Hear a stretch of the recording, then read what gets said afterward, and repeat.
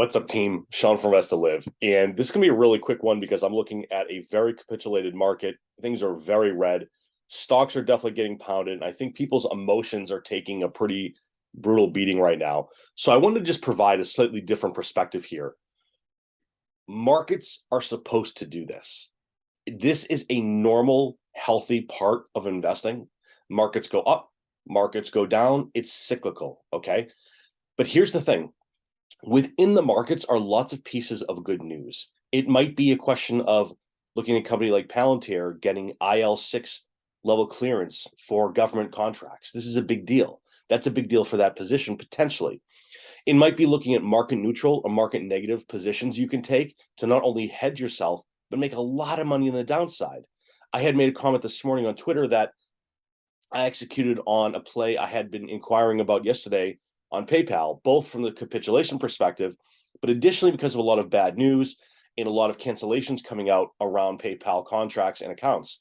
So that one position, 1 day old, up 140%, right? All I did was buy some puts against the symbol.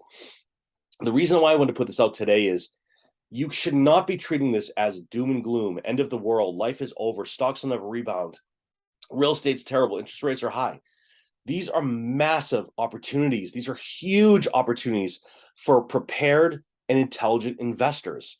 This isn't about trading in and out of positions. This isn't about once in a lifetime lottery type plays with options. What this is looking out across the market and identifying the fact that everything is down, right? The good stuff is down, the bad stuff is down, the medium stuff is down. Your job as an intelligent investor, your job as someone who's learning and getting their hands in and around the way a market lives and breathes and exists, your job is to identify the opportunities within the mistakes. When an entire market goes down, that means lots of good companies with great balance sheets, good earnings, good yields, good long-term potential went down with it. You need to identify which of those companies are the ones that are down too far and take action on those. Now, I'm not going to call it any specific position or stock because everyone's portfolio is different. Everyone's risk tolerance is different. But what I'm looking at is core technology growth companies that have come down wildly from their highs. And I'm not ready to start buying yet. I just want to call that out. But what I'm starting to do is keep an eye on how the markets are moving and how things are changing.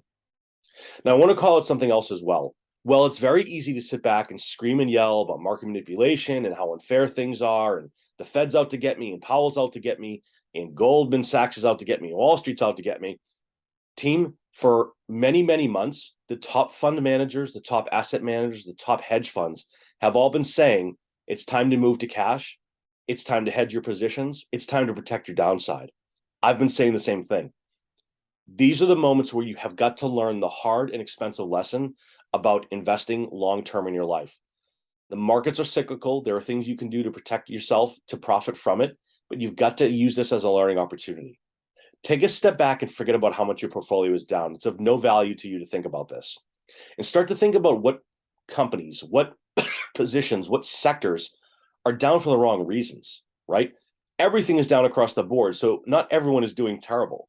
People are still eating, people are still paying their bills, people are still driving vehicles, right? The key here is to understand what might be the next shoe to drop, but also which foot might be the next to lift and take that step forward. So it could be a slowing of interest rates. It could be good earnings coming out from certain companies. It could be new companies that now are positioned in better ways that they couldn't have been a year ago. Let's shift gears and think about real estate for a second. The biggest thing we're hearing right now is that prices are still really high and interest rates are still really high. Absolutely true, no doubt about it. But you have to remember, interest rates are impacted by the Fed raising rates. Home prices are set by people, normal everyday people who maybe just aren't comfortable yet or ready to start dropping those prices. It will happen. It will come. Prices will start to fall. And when they start to fall, they're going to fall fast. So you'll start to see an equilibrium between interest rates and prices. It's just not there yet. So saying things like, oh my God, this is crazy. I can't afford this high price and this high interest rate. Yeah, we know. That's why houses aren't selling. That's why things are starting to sit on the market again. There will be a point where water finds its level and that equilibrium will exist. It just hasn't happened yet. So panicking before the market has made its move is the wrong play here. You need to look at this as a long-term play where you're finding opportunities that are misvalued in the market. I did a pod last night. It's probably going to hit the market or the YouTube sometime today with my good friend Amit. And we were talking a lot about these things. Some of the things we were talking about was the fact that, well, everyone else is out there panicking and dumping their shares and getting out of positions.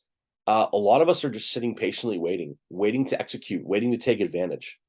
That's why I mentioned things like opportunistic plays on a PayPal or looking at breaking news on a tech company. And I think it's very important that we take a step back and understand that these are not doom and gloom opportunities. I'm going to really shift gears here. When I saw those all-time highs with unbelievably low interest rates, unbelievably high real estate prices, insanely crazy all-time highs in equities, that was doom and gloom for me. I do not want to see my assets raise that quick because that means something is wrong. It means we're holding up on our shoulders an entire market, and it never works long term. This is why we see an acceleration of declines. After big declines, think 01, think 08, we watch things slowly become very neutral, very stabilized. And then as it slowly ticks up, markets have this hockey stick approach, right? It goes from slow to faster to highly accelerated.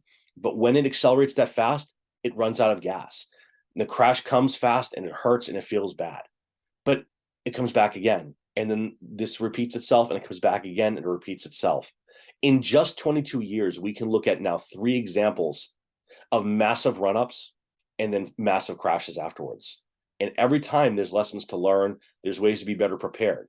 If you're under, let's just pick a number, say 25, and this is your first real experience with a major market crash, panicking is not the operation that's going to get you what you need here. Looking at and understanding how and why these things happen, how you can take advantage of them next time it happens, how you can be better prepared with cash on the sidelines, dry powder, opportunistic funds that you have ready to rock and roll when the market calls for it.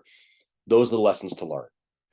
That's it. I just want to take a little bit of a mental health check today and just say, look, this is not doom and gloom. This is opportunity and long-term wealth. And the more you keep telling yourself that, the less you let the negative stuff come in and beat you up here. So I'm going to leave it at that. I hope you're having a good day. I know for me personally, I'm seeing opportunities left, right, up, down, and sideways. I don't care if I have to play the market while it's going down, while it's staying neutral, or when it's going to start to go back up again. I'm also seeing absolutely unbelievable signs of real estate opportunities. I'm not pulling the trigger on anything yet, but I'm seeing the signs, and they're there. So with that said, have a great day, have a good week, try to find an opportunity to get away from your computer, get away from trading. If you don't have margin, if you're not in leveraged positions, you can walk away and take a breather and not even look at that portfolio for a month, okay? So take care of yourself first. The portfolio will take care of itself in time, okay? Thanks, everybody. Appreciate that so much, and thanks for watching.